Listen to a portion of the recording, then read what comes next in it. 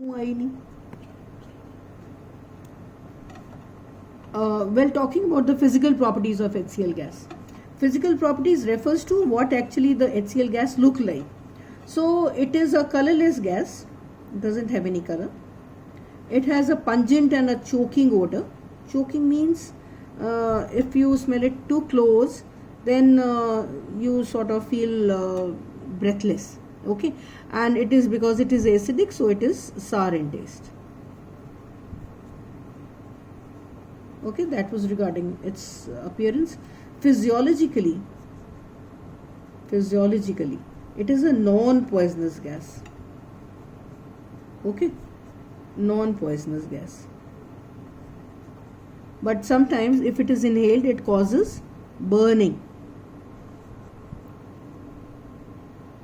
It gives you a burning sensation, and sometimes a person may die by inhaling HCl, not because it was a poisonous gas, because the person felt choked, because he could not get, if too much of HCl is taken in, then the person may not get the supply of oxygen, and with the result it may cause death. So the death is not because of inhalation of HCl, because of non-availability of oxygen led to the death.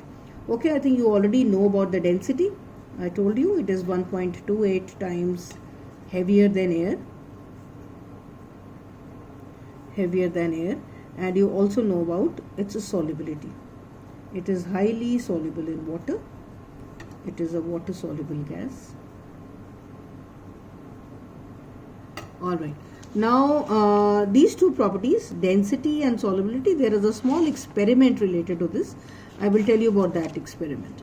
Okay, now the experiment, the first one is HCl gas is heavier than air. Now what we can do is, we can take a small jar and we can light a candle in it. The candle will keep on burning. Now what you do is, you take a jar filled with HCl gas. This is HCl gas, and try to invert it over the container containing a burning candle.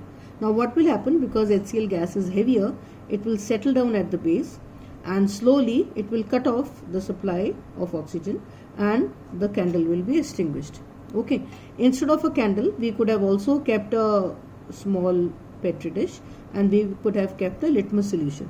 So blue litmus solution or a neutral litmus solution. So when this HCl gas will get down, it will change from blue to pink, indicating the acidic nature of HCl. And because it is heavier, that is why it settled, and that is why the color changed from blue to pink. So when the candle is extinguished, it is telling you about two properties of HCl. One, it is heavier than air, and two, it does not support combustion. That is why the candle was extinguished.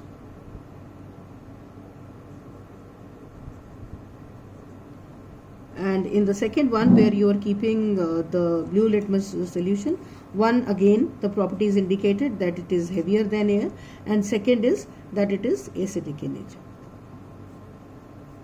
So from examination point of view, children, this diagram can be given to you, and then you can be asked what property of HCl gas is being indicated by this setup.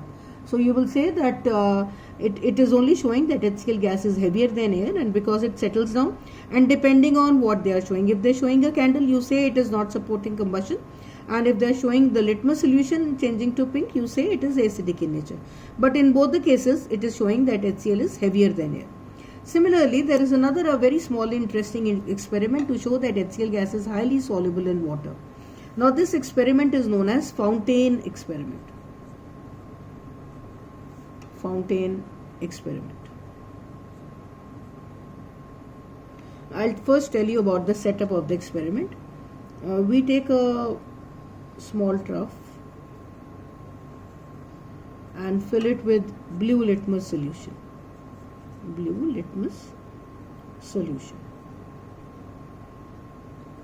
And then we keep a inverted gas jar over it. Okay, and a capillary tube is fitted and also a dropper filled with water. This is a dropper filled with water, and this is the blue litmus solution. HCl gas is filled into it.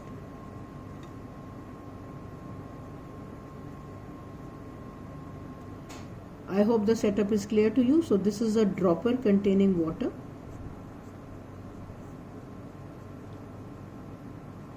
And this is an inverted round bottom flask containing HCl. And this one is a capillary tube, or you can also call it a jet tube.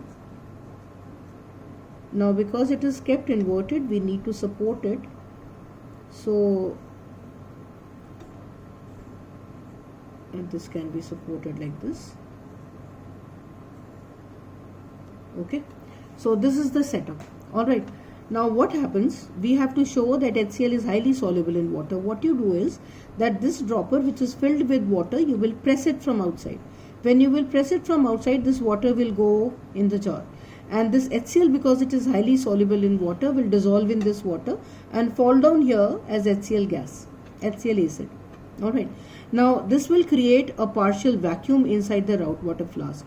With the result, the atmospheric pressure which is acting over the blue litmus solution will push the blue litmus solution through this jet tube, and it will come down here and it will change to red color. So it will form a fountain kind of a thing which will be red in color. So red fountain will be seen inside the round bottom flask.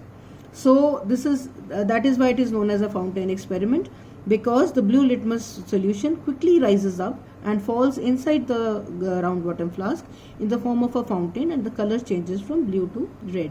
The color changes because it is acidic in nature, but presently this particular experiment, fountain experiment, the purpose is to show that HCl gas is highly soluble in water.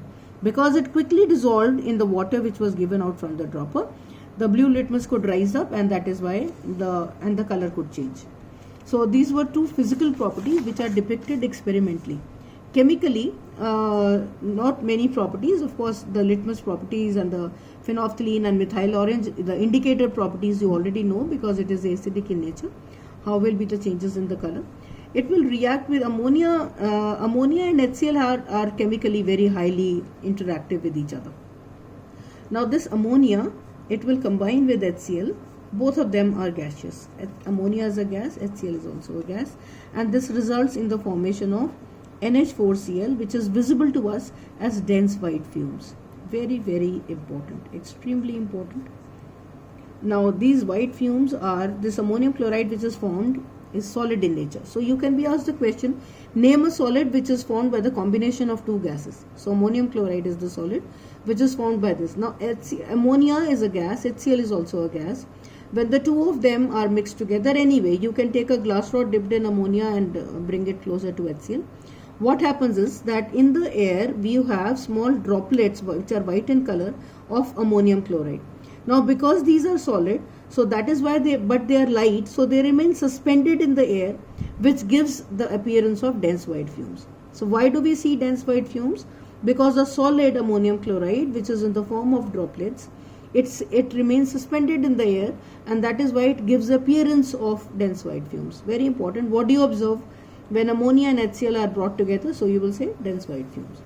Now HCl also reacts with, HCl gas also reacts with certain metals. Alright, for example, it can react with calcium, magnesium, zinc, iron, whatever. Okay, I'll write one reaction. Zinc reacts with HCl, which is a gas, and it forms zinc chloride, and hydrogen gas is given out.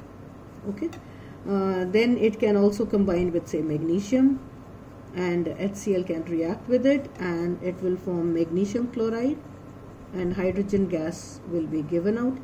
What is more important is what I want to tell you is that for a metal which has a variable valency, okay, iron has a valency of 2, it has a valency of 3 also. So this iron, when it will combine with HCl, always a lower chloride will be formed. Lower chloride means the one with a less valency. So it will form ferrous chloride, and hydrogen will be given out. Okay. Now you can get a question, starting from iron, how will you prepare FeCl2 and how will you prepare FeCl3? Important question. So for the preparation of FeCl2, you will say that Fe can be reacted with HCl and it will give you FeCl2 and hydrogen. Okay. For FeCl3, iron will be reacted with chlorine, direct combination, and it will form FeCl3 and no hydrogen will be given out.